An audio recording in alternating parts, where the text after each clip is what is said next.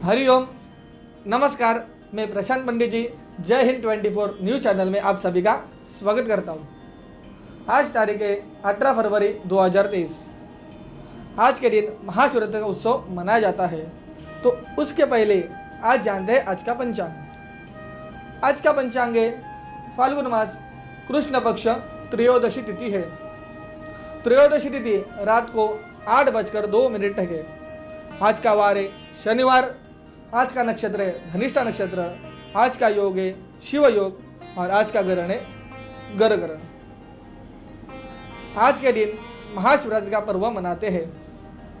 सबसे पहले शिव जी को स्मरण करते हैं और उसके बाद में आपको पूजन का मुहूर्त, किस द्रव्य से आपको क्या फायदा होगा और शिव जी से जुड़ी हुई कुछ कहानियां बताऊंगा।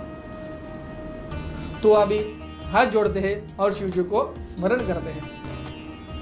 ओम नमः शिवाय। ओम त्र्यंबकै यजामहे सुगंधिं पुष्टिवर्धनम् कुर्वारुकमिव बन्धनात् मृत्योर्मोक्षीयमामृतात्। नमः पार्वतीपते हर हर महादेव हर। महाशिवरात्रि पर्व की तिथि और मुहूर्त माघ मास के कृष्ण पक्ष चतुर्दशी तिथि को महाशिवरात्रि का पर्व मनाया जाता है। तो इस वर्ष महाशिवरात्रि का व्रत 18 फरवरी 2023 को मनाया जाएगा। महाशिवरात्रि का पारण करने का मुहूर्त है 19 फरवरी 2023 की सुबह 6:27 से शाम को 3:25 तक रहेगा। महाशिवरात्रि का मुहूर्त। शिवरात्रि। शिवरात्रि का शाब्दिक अर्थ है पवित्र रात्र। स्कंद माता हमेशा रात में इस व्रत को करती है क्योंकि शिव और उनके राक्षस आदि शक्तिगण रात में आते हैं। शिवरात्रि के 4 प्रकार है। पहला प्रकार दैनिक शिवरात्रि, हर रात को शिवरात्रि मनाना चाहिए।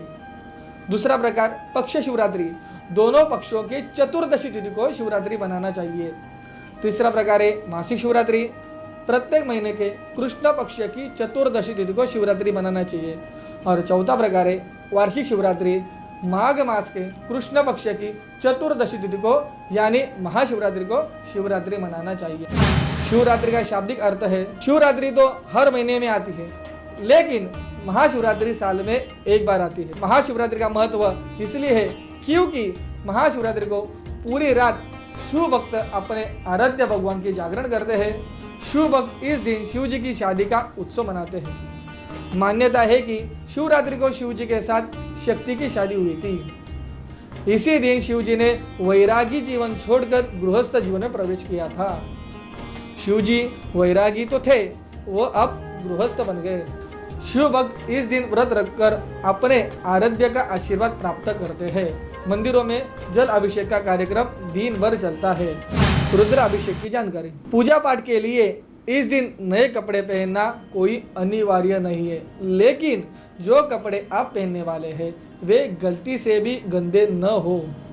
किसी भी देव या देवी की पूजा करते समय स्वच्छता का खास ध्यान रखना चाहिए। इस दिन आप धुले हुए कपड़े पहन सकते हैं।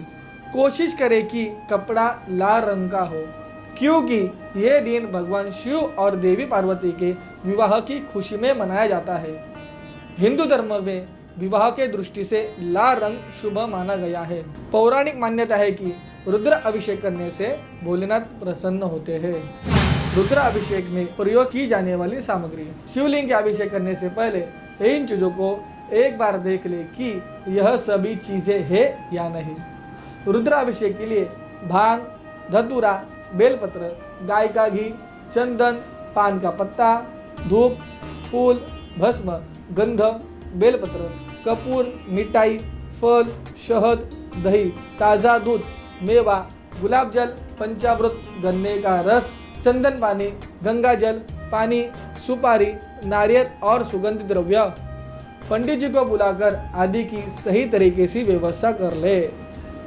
इसके साथ ही श्रृंगी, पीतल या फिर अन्य धातु की भी बाजार में उपलब्ध होती है। रुद्र अष्टोध्याय के एकादशनी रुद्री के 11 आवृत्ति पाठ किए जाता है। इसे ही लघु रुद्र कहा जाता है। शिवलिंग से बहने वाले पानी को इकट्ठा करने की व्यवस्था करें और फिर वेदी पर रखें। समस्या दूर करने के विधान। अभी मैं आपको महाशिवरात्रि के दिन शिव जी का अभिषेक कौन से द्रव्य से क्या फल प्राप्त होगा, इसकी मैं आपको जानकारी दूंगा। यदि किसी जातक को जीवन में आर्थिक संकट है तो महाशिवरात्रि के दिन भगवान शिव का व्रत रखें और जल में शहद मिलाकर शिवलिंग पर चढ़ाए। इसके अलावा शिवलिंग पर अनार का फूल भी चढ़ाना चाहिए। भगवान शिव का अभिषेक करते समय ओम नमः शिवाय या ओम पार्वती पतये नमः का 108 बार जाप करना चाहिए। शिवरात्रि पर गरीबों को भोजन करवाएं। इससे घर में कभी अन्न की कमी नहीं होगी और पितरों की आत्मा को शांति मिलेगी। नौकरी में दिक्कत आ रही है तो यह संकट दूर करने के लिए शिवलिंग पर गन्ने का रस का भी चढ़ाना चाहिए। सौभाग्य वृद्धि के लिए गंगा जल या शुद्ध पानी का अभिषेक करें। गृह शांति के लिए गाय के दूध का अभिषेक करें। भोग प्राप्ति के लिए सुगंधित तेल का अभिषेक करिए। शत्रु नाश के लिए सरसों के तेल का अभिषेक करें। बुद्धि प्राप्ति के लिए मीठा जल या दूध का अभिषेक करें। वंश वृद्धि के लिए घी का अभिषेक करें। मनोवांछ प्राप्ति के लिए पंचामृत का अभिषेक करें। लक्ष्मी तथा ऐश्वर्य प्राप्ति के लिए गन्ने का रस का अभिषेक या फूलों के रस का अभिषेक करें और ऐश्वर्य प्राप्ति के लिए शहद का अभिषेक करें। शिव और नंदी की कहानी। पौराणिक कथाओं के अनुसार भगवान शिव बिना किसी वाहन के ही संपूर्ण संसार में विचरण करते थे। एक दिन जब वह जगत में विहार कर रहे थे तो यम ने उन्हें देखा। उनके मन में यह बात आई कि वह भोलेनाथ के वाहन बन जाए, लेकिन यह इतना सहज नहीं था। तो उन्होंने शिव को प्रसन्न करने के लिए कठिन तप किया। यम के तप से शिव शंभु प्रसन्न हुए और उन्होंने यम को बैल रूप में अपना वाहन स्वीकार किया। भोलेनाथ ने बैल रूप को इसलिए चुना क्योंकि बैल अत्यंत भोला होता है। इसके मन में किसी भी प्रकार का छल कपट नहीं होता। यही वजह है कि भोले बाबा ने बैल यानी कि नंदी को अपना वाहन नियुक्त किया। यही नहीं, शिव जी ने नंदी को अपना प्रधान सेनापति भी बनाया। कहा जाता है कि भगवान शिव की सेना नंदी बाबा के कहने पर चलती है।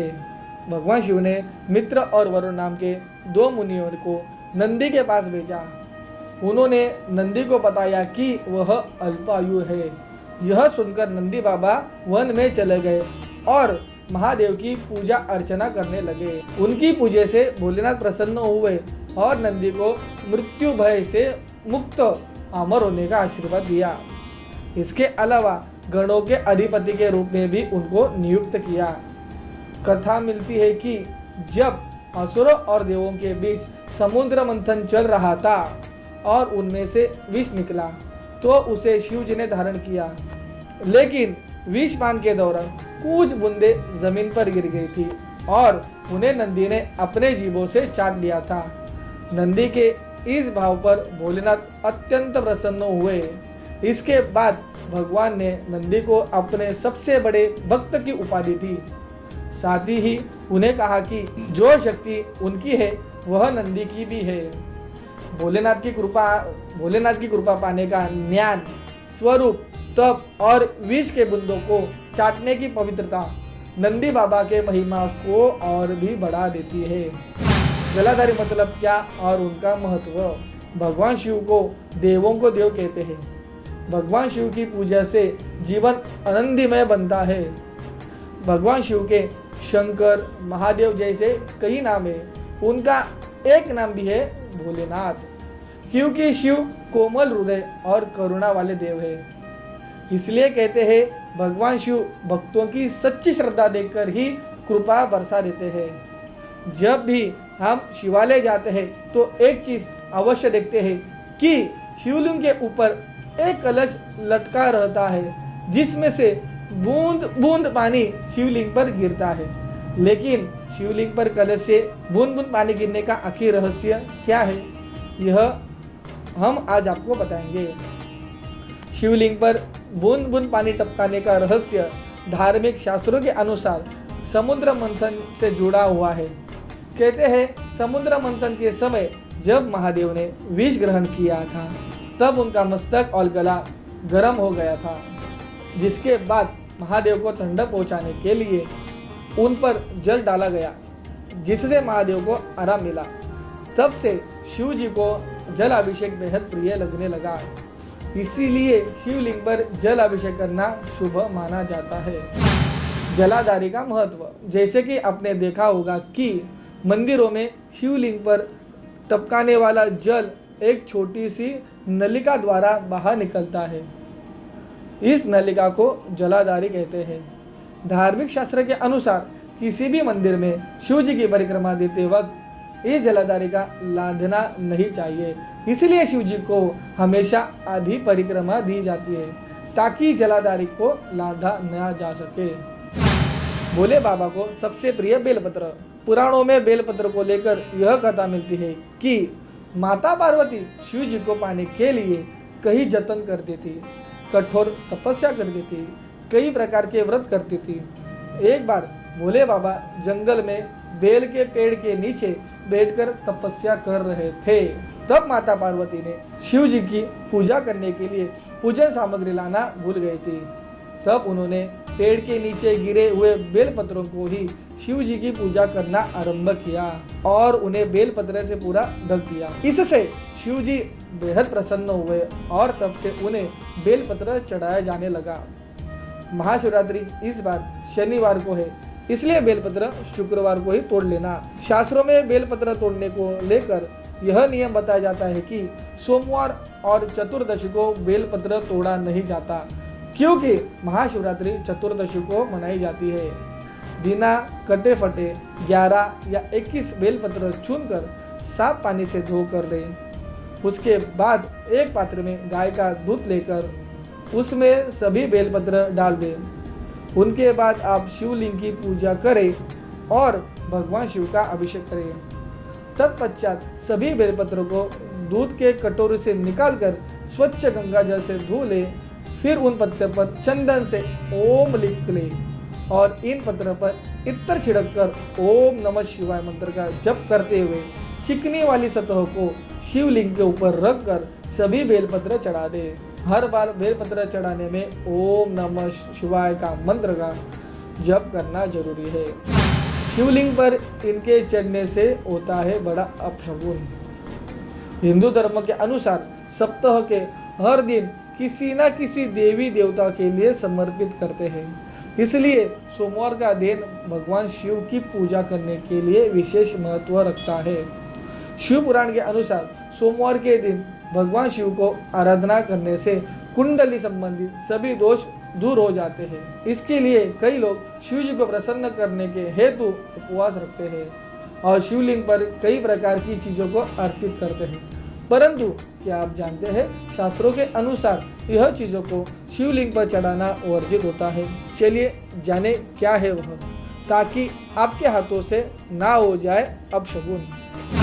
नारियल जल का ना करें अभिषेक। पुरानी मान्यताओं के मुताबिक शिवलिंग पर नारियल अर्पित कर सकते हैं, लेकिन कभी भी शिवलिंग पर नारियल के जल का अभिषेक नहीं करना चाहिए।